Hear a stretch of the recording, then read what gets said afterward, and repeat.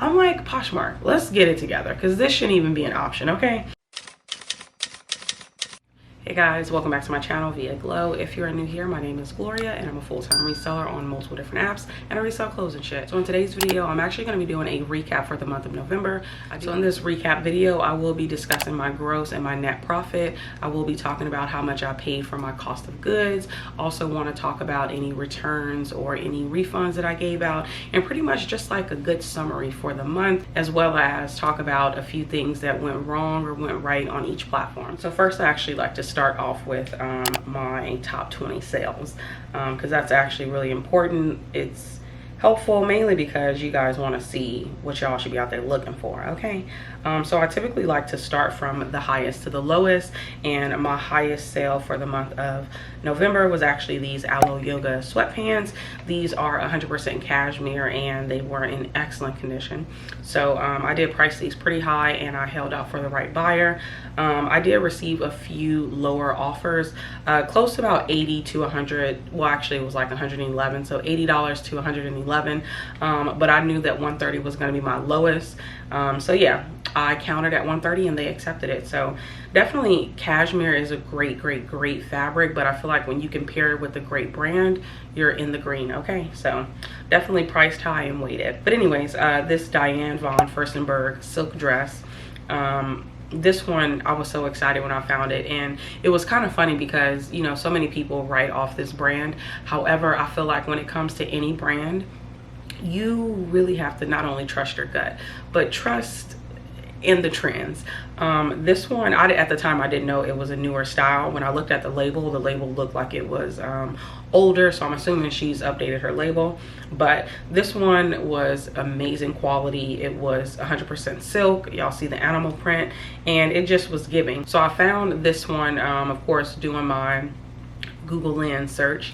I did have a video talking about how I list quicker, and Google Lens is like the biggest help, so I'll link that video down below if y'all are interested. But anyways, found this. I saw that they listed theirs pretty high, so I'm like, you know what, I'm gonna list mine high, because typically if I didn't look up comps at all for this item, I probably would have priced this like around $40 to $50, like not even lying, because I'm like, okay, I got it from the bins. This brand don't typically sell well like people say, so I'm just gonna price it low and get it out the door. I said, So I priced it at $125, and I eventually sent them an offer for 15% off. So this item actually sold for $106.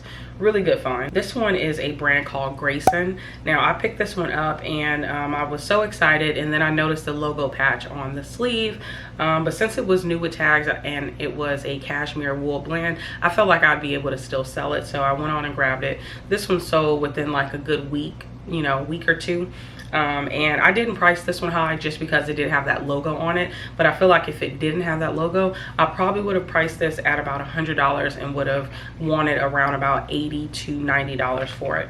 But Grayson is definitely a bolo brand you should look out for. Of course, vet your style, but for the most part, it's a pretty good brand to pick up.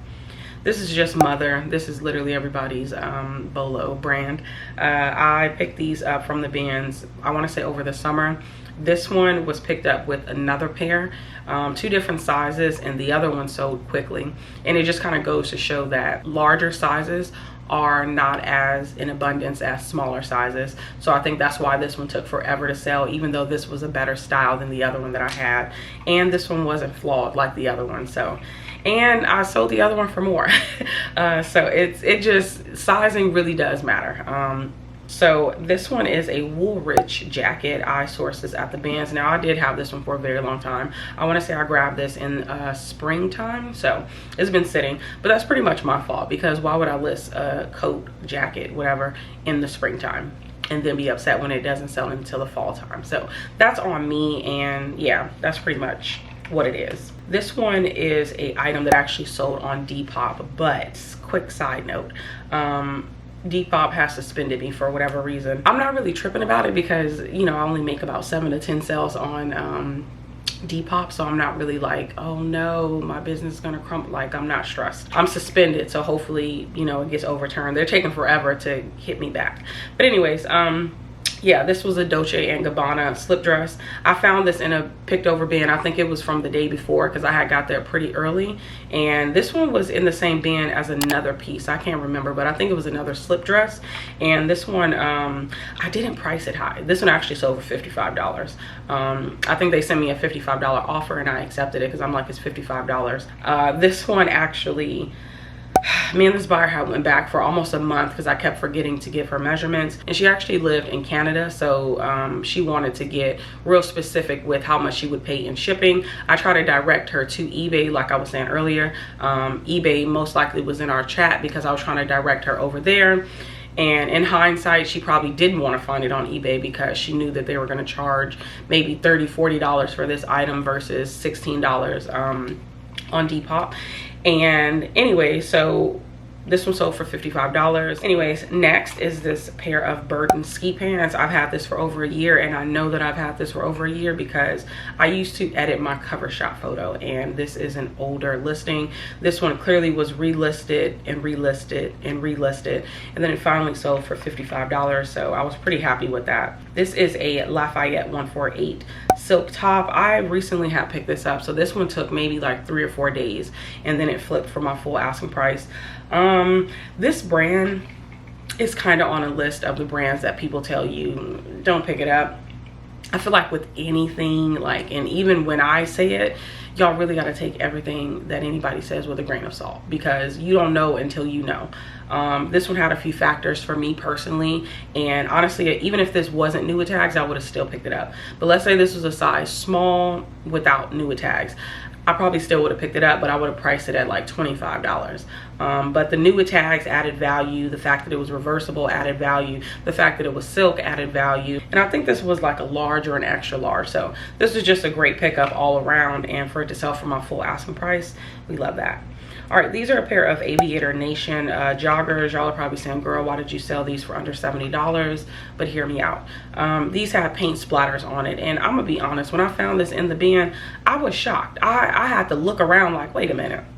How did y'all pass this up? Because the bin had just came out and they had switched over new bins. So what I love is like so exciting when I'm at the Goodwill outlet is when they put out a new bin and they're already rolling out another new bin. So maybe within 2 minutes they have rolled out a whole new, you know, row of bins. So those people leave instantly because they have FOMO clearly. So then that's when I scurry over and then I find shit like this. So this is a really good pickup. Like I said, this one had paint splatter, so I did price it a little bit lower than I would have. But this one had all the right factors. It was an extra large, and that's what really made me sick to my stomach that I sold it for less than $80, because that size extra large is just like great, and it was pink. But yeah, the paint splatters were very minor, but I still wanted to, you know, pay attention to that when it came to my listing price. All right, so this is a piece that I don't even know why the hell I picked this up. But I think I must have checked comps and it was doing okay, so I was just like, let me just get it. But this is a Young, Fabulous, and Broke brand. I try to steer clear of all of their tie-dye. I've been stung by it. I think I picked it up maybe 2 or 3 times. This is just a brand that I don't grab anymore. I recognize that I can sell it to a buy-sell trade store because in their eyes it's still a good brand, but for me to sell personally, absolutely not, especially the tie-dye, no. But this one's, I ain't gonna lie, $65 is not, it's not bad. But still, I don't know, because this one, I think I listed this in the springtime as well, so joke's on me, but I'm happy that it sold. All right, so this is a pair of Reformation trouser pants. I was happy when I found these because I was just like, what? Reformation, I love it. And yeah, I prefer to find a dress, don't get me wrong, but trousers I'm okay with. This one took under a week to sell as well, so this is a pretty quick flip. Reformation in general is a great brand to pick up. However, you do want to vet what you pick up. I had a pair of skinny jeans that I picked up over a year ago, and I had to try to sell them to a buy-sell trade store. They didn't take them because they were skinny jeans. So yeah, it just goes to show you just want to look into whatever you pick up. This one actually shocked the hell out of me. I trusted my gut, and I'm so happy that I did. So I saw this and I'm like, wait, I have a piece from this brand that has been sitting for over a year. Would it really be in my best interest to pick this up? So I went and looked at the item that I currently had listed for this brand, and I'm like, well, This one's a little bit more plain. It doesn't really have you know, anything going for it that's crazy, and it was a size small and it was white, so I'm thinking, okay, maybe that's what took it away. So I ended up getting this one off of the fact that it had a lot more character to it, and it was a size large. So I went and checked comps on size large in this brand, and I thought that it was worth picking up, and it was, because it sold within like 3 days. So really quick turnaround. All right, this is LL Bean. This was a piece that I picked up, and I couldn't figure out why people left it behind, because it's LL Bean and it's packable. Then I saw that it was a logo on the sleeve, but I still thought it was worthy of, you know, selling. So what I did was I priced it a lot lower than it was actually worth, because if this one didn't have a logo on it, I definitely could have got about $70 to $80 for this, but I settled for the 55, and I was actually really happy with this sale. I think it sold for like $47, $48. So yeah, pretty good flip. All right, this one is a little tricky. I didn't know whether I should show it or not, but since I went in order without bundles, I wanted to include it. This is the Eileen Fisher piece. I actually picked this up in the spring as well. It finally sold. The unfortunate part is that I mixed this one up with a Eileen Fisher piece that sold on Mercari, and the part that sucks the most is that the person on Mercari, they never rated me, so it did the auto rate, so they got this piece instead of the linen piece. They never contacted me, so I don't know. I was pretty upset. So the linen piece will be coming back to me, and this one is gone. This one took a while, because I was really trying to make sure that I stayed over $40 for this, just because I believe it was wool, and it was a size large, so I felt like I could definitely get a good amount for it. All right, next is this Versace shirt. I know, I was shocked too. When I first picked it up, I'm like, oh, this is interesting, and it had this really heavy scent of cologne, but it smelled nice. So I'm like, okay, well, this, you know, logo is cracking, but let me just look at the care tag, and it was Versace, and I was like, how did y'all leave this behind? So this is actually my second time picking up Versace at the bins, and I think I had this priced at like $68. They sent me a $45 offer. I wanted about $40 for it, so I was really happy with this flip. This is Norma Kamali. I picked this up at the bins as well. I was really happy. This is one of those brands where I feel like you really got to be specific with what you pick up. I do think that it sells for me like 80% of the time. I think I have a blazer still left behind, but I just think that if you can sit around long enough, it'll sell. But yeah, this is a pretty good piece. This one sold for my full asking price. All right, this is Wilfred Free. So this one sold for $44. I think this was an offer that Pasha VA sent them. They accepted it, which we love. Definitely love picking up Wilfred Free. Of course, if it warrants it. I'll be honest with you, I pick up just about all of the Aritzia pieces that are current and trendy and still sellable. It took me a little while to get to this point, because some brands you think like, oh, it's the brand will sell it, and that's not always the case. So you definitely want to vet the piece that you have and all the things, but I've been finding a lot of luck with Wilfred Free. So this is J. Jill. This is a pea coat. I couldn't believe I found this at the bins, and it was a plus size. Now I went back and forth and back and forth, because I only went back and forth on the pricing, because I didn't want to price it too high where I'd have to sit on it, but I didn't want to price it too low where I'd be disappointed. Because I want to say over the summer I sold a linen jacket for like $25, and I was so annoyed with myself, but it was from a viewer, so I'm just let that slide. But I said I'm not doing that no more. So I priced it up, even though in my personal opinion I don't like to price J. Jill too high, because it's a bread and butter for me, so I like to sell it at a sellable range, you know. But this one sold, I want to say, for like $42. This was sent, you know, an offer, so they accepted it. Pretty good piece. I loved it. I need to find me a trench coat. All right, so this is the last item, and it is this Banana Republic sweater. Again, I felt the exact same sentiments as I did with the JGL Peacoat. With this one, I never really priced Banana Republic up, because it's not even on J. Crew's level. It's literally like under J. Crew to me. So I had stopped picking up this brand because I had noticed when I did pick it up, it wouldn't sell. Of course, as time goes on, you get better and better and better with your sourcing and how you source and factors and all the things. So this one had quite a few factors, and I was like, okay, this is definitely worth picking up, and this is also definitely worth pricing up. So I priced it at $42, and I got a lot of attention on it on Poshmark, and I'm like, okay, why aren't y'all buying it? Because my bot would send them an offer and they still wouldn't accept it. But I woke up to this one and it sold for my full asking price, and we absolutely love it. One thing I can say about Banana Republic, their stock photos are literally so nice. They look like they are like editorial, like they need to be in a magazine. Like they are really the it girl. Like they really think it out when they, you know, take their stock photos. Love them for that. All right, so those are my top 20 sales for the month of November. Honestly, it was a huge dip, if you notice. Like I went from 130 almost instantly to like 60. But I was actually okay with the gross amount. I feel like I'm stuck in this window between $6,000 to $6,800, and I cannot get above $6,800.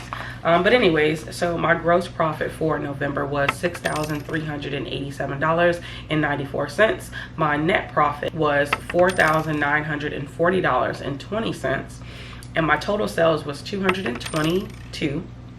I made 4 bundles, and within those 4 bundles, it was 8 items being sold. My cost of goods, so I calculated my cost of goods for November specifically, and what I spent on those 222 total sales was $317.59. Ooh, I was supposed to show y'all how much I actually listed. I'll pop it on the screen because I don't feel like giving up, I'll be honest.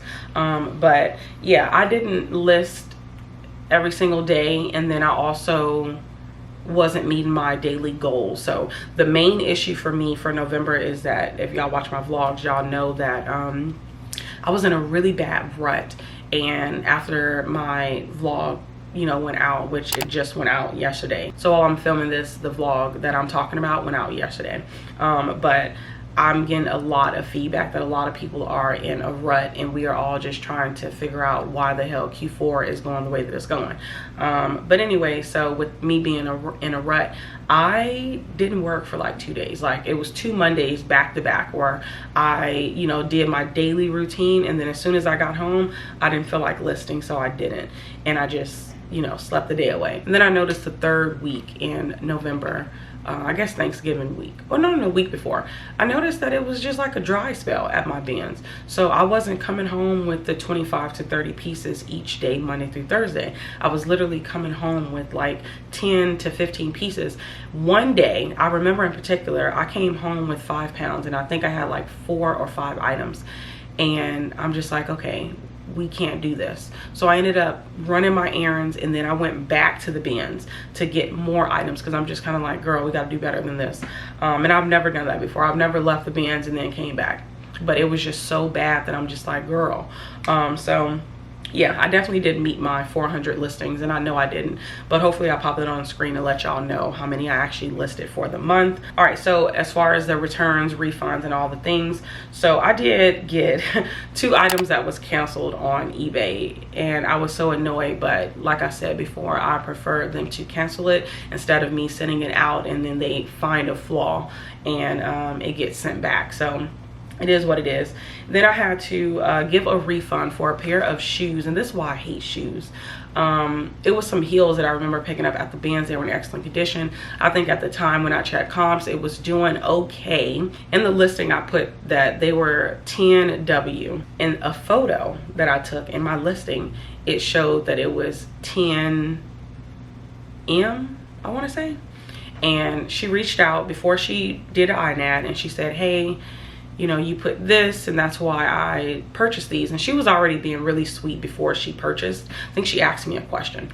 And at that time, I, of course, was annoyed, but I wasn't like upset at her because it wasn't her fault. It was my fault, definitely an oversight. So I ended up refunding her for the whole order, because in my mind, I had already charged her too much shipping. I don't even know what was going on in my mind, but I think it was because I wanted to put the shoes in a box. Mind you, I listed this over a year ago. So yeah, so I was just like, I'm not about to pay the return shipping on these shoes. I know she's not going to put in a poly mailer, so I just told her to donate the shoes, and then, you know, gave her a refund. She actually gave me positive feedback for that. So I'd much rather them hit me up before they hit the INAD, like, because I would prefer to be out that $1 depending on what item it is versus to be out, you know, $15–20. And like I told y'all before, I cushion my returns on eBay by having a handling fee of $2 for every sale. So yeah, anyways, and then I had 3 returns. So one of them I did talk about in my vlog. The person she bought it for, they tried it on, they couldn't fit it. And then another lady, she was saying that the brand is known for like a chiffon material, but that one that I sent her was jersey knit, which she got me because I never put jersey knit on there, even though I have photos and close-ups of the item to let you know that this is clearly not chiffon material. But she got me. So I ended up having to get my item returned. And what else? But yeah, those were not fun. All of those were on eBay. All right, so I did have a few bullet points. All right, so I wrote down that sourcing was rough all month. Wow, so in this bullet point, I guess I did write my total listings. So I had 316 new listings go out for the month of November instead of the 400. Not good at all. So I'm very grateful for my gross profit there, or my net really, because that's 84 items that I didn't list. That's a lot of money that I missed out on. All right, and then also I didn't hold any sales for the month. I know that a lot of people held like either Black Friday sales or Cyber Monday sales. I didn't. I just felt like I didn't want to, and I don't know, I feel like when you send out the aggressive offer, not a lot of people accept it. So then when they're ready to buy it, they're gonna send you out even lower because they know that you were desperate during that time. So I just rather not even bother, I'll be honest. If they want the item, they'll send me an offer. I did get a few Black Friday offers from buyers. One of them, I think I had the item listed for like 68 or 70 some dollars. They sent me a $25 offer. I'm like, Poshmark, let's get it together, because this shouldn't even be an option, okay? But I do understand Poshmark because some people really just wildly overprice their shit, but it's just like, girl, be so fucking for real. So that ended up happening. So no sales that I ran for the holidays. I ain't gonna lie, I really got tempted in the beginning of December because my sales was like kind of scaring me. That prior weekend was really bad. I think I may have had like 16 sales in 4 days. Not good at all. I didn't even look at the money amount, but for that week, I was grateful because during the week I was making sales up until Thursday, which was Thanksgiving. So it kind of panned out that my end goal was okay versus it being terrible just because the weekend didn't perform that well. All right, so as far as Poshmark, I wrote down that it was a great month. I saw more low balls the week of Thanksgiving. Yeah, we already discussed that. And then as far as eBay, I put okay. My impressions dropped like drastically. I feel like I'm definitely like on page 5. It's so weird because the amount of sales that I made on eBay for last month was more than I made in October. And October is typically historically my highest selling month. So I find it kind of odd that my impressions dropped, but my sales and my net profit went up by 18%. I wrote down 18%, it went up. So I don't know, but I feel like it has dropped significantly since June. Anyways, so as far as Mercari, I put it was okay. I put it was an average month. I think I made 21 sales over there, so it's around the window. I typically make 25 to 30, but 21 is okay. So on Depop, I said that I did good, and I made more sales. And by more sales is I made 10 sales instead of 7, or instead of 4. It has taken this long for me to finally get up to 10 sales. That's a place where I put all of my style-based pieces. I actually don't really interact with the platform as much as I probably should. I know when I used to only sell on Depop, I would always go and refresh my listings, and that was a thing years ago, but I don't know how true it is now. So I think I only refresh my listings once a month now, which is not good. And then as far as like the offers and stuff, if I'm at my desktop and I'm like, oh, let me send out some offers, then I will. But I'll be honest with y'all, I think out of all the offers that I've sent out, I think I have maybe made 3, and this is for the past year, because if they wanted it, they would send you an offer. You know, that's kind of like my mindset. So that's why I don't really want to bug people, because I'm also a shopper on there. And if the price is right, I'm gonna buy it. You know what I'm saying? So I don't like to hassle people, because a lot of people are just window shopping. They're bored. They're looking at it like it's Instagram. So I don't know. I just try to be mindful of that. But yeah, all in all, I put that November was an average month. Average just being, like I told y'all before, I'm in that window of $6,000 to $6,800, and y'all know that I have a daily goal of $200 every single day. I only list 4 days a week, so on the weekends, Friday, Saturday, and Sunday, I don't list any new items. I don't have anything in the drafts. I don't have anything on the back end. Nothing new is going out, let's just say. And if I can remember, maybe I will relist on eBay, but a lot of the time, not relist, but sell similar. But yeah, thank you guys so much for tuning in, and I'll see you in the next one. Bye.